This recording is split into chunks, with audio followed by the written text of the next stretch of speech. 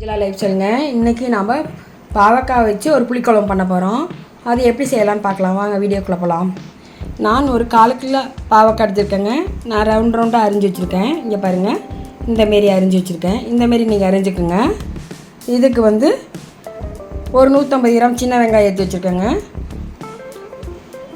2 தக்காளிங்க, ஒரு 10 பல்லு பூண்டுங்க, தாளிக்கிறதுக்கு வெந்தயம் ஒரு 1/4 ஸ்பூனுங்க, மஞ்சத்தூள் 1/4 ஸ்பூனுங்க, மல்லித்தூள் 2 ஸ்பூனுங்க, வெறும் வரமிளகாத்தூள் 2 ஸ்பூனுங்க, ஒரு பெரிய நெல்லிக்காய் அளவு நான் புளி எடுத்து வச்சுருக்கேங்க. இந்த அளவு எடுத்துக்கோங்க. கருவேப்பிலை, தேவையான அளவு ஆயிலுங்க. இது ஒரு 10 நிமிஷம் ஊற போட்டு கூட கரைச்சிக்கலாம். இல்லைன்னா நீங்கள் சுடு தண்ணி வச்சு ஒரு நிமிஷம் விட்டிங்கன்னா நல்லா கரைக்கிறதுக்கு நல்லா வருங்க. இந்தமாரி கரைச்சி எடுத்துக்கோங்க புளியை. கடாய் காஞ்சிருச்சுங்க. இப்போ நம்ம தேவையான அளவு ஆயில் ஊற்றிக்கலாம். ஆயில் ஊற்றிட்டுங்க, கொஞ்சம் காயிட்டுங்க. இப்போ வெந்தயம் போட்டுக்கலாங்க. எண்ணெய் காஞ்சிருச்சு. இப்போ வெந்தயம் போட்டுக்குவோம். கொஞ்சம் ரொம்ப தீய விட்டுற வந்தாங்க. ஒரு பொன் நேரமாக புளிக்குழம்புக்குலாம் நம்ம வெந்தயம் போட்டோம்னா கொஞ்சம் நல்லா இருக்குங்க. பொரிஞ்சிச்சுங்க. இப்போ நம்ம பூண்டு சேர்த்துக்கலாங்க.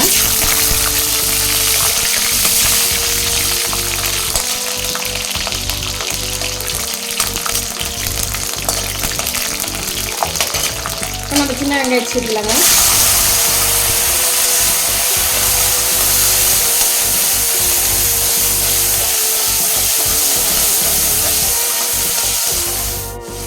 கருவேப்பிலை சேர்த்துக்கலாங்க.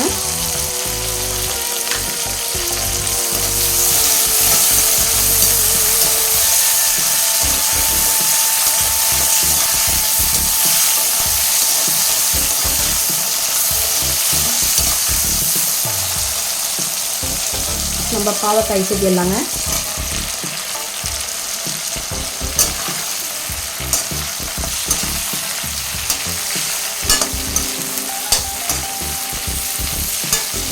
கொஞ்சம் நேரம் எண்ணெயில் நல்லா வணக்கிட்டுங்க.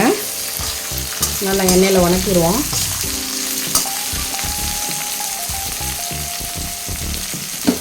தேவையான உப்பு போட்டுக்கிறேங்க.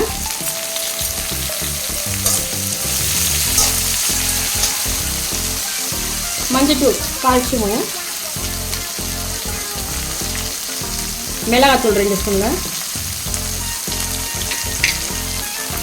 மல்லித்தூள் 2 ஸ்பூனுங்க,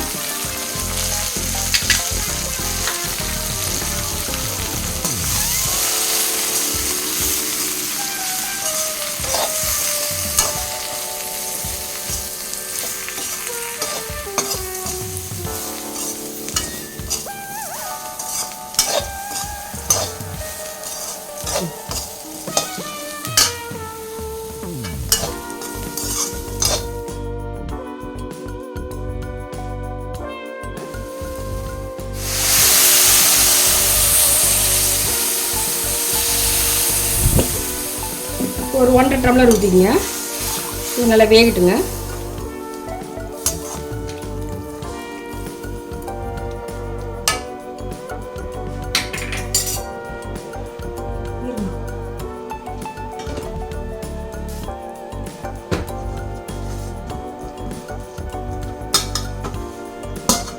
மூடி வச்சிடலாங்க.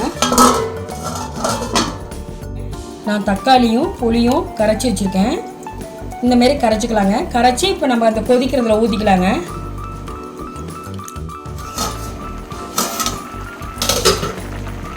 பாருங்கள், காய் பாதி வேக்காடு வெந்துருச்சு. நல்லா இந்தமாரி வெந்துருச்சுங்க. இப்போ நம்ம இந்த புளியும் தக்காளியும் கரைச்சி வச்சதை நம்ம அதில் ஊற்றிக்கலாங்க. ஊற்றி ஒரு 10 நிமிஷம் கொதிக்க விடுவாங்க. இப்போ இது கொஞ்சம் பெருங்காயத்தூள் போட்டுக்கலாங்க. இப்போ நம்ம பெருங்காயத்தூள் போட்டுக்கலாங்க.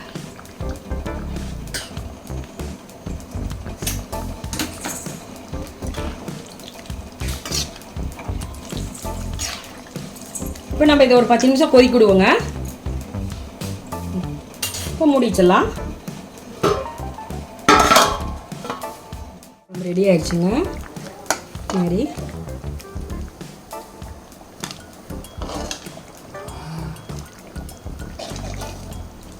இந்தமாரி வச்சுட்டோம்னா கொஞ்சம் சாப்பாட்டுக்கு ஊற்றி பிசைஞ்சு சாப்பாடையில் நல்லா இருக்குங்க.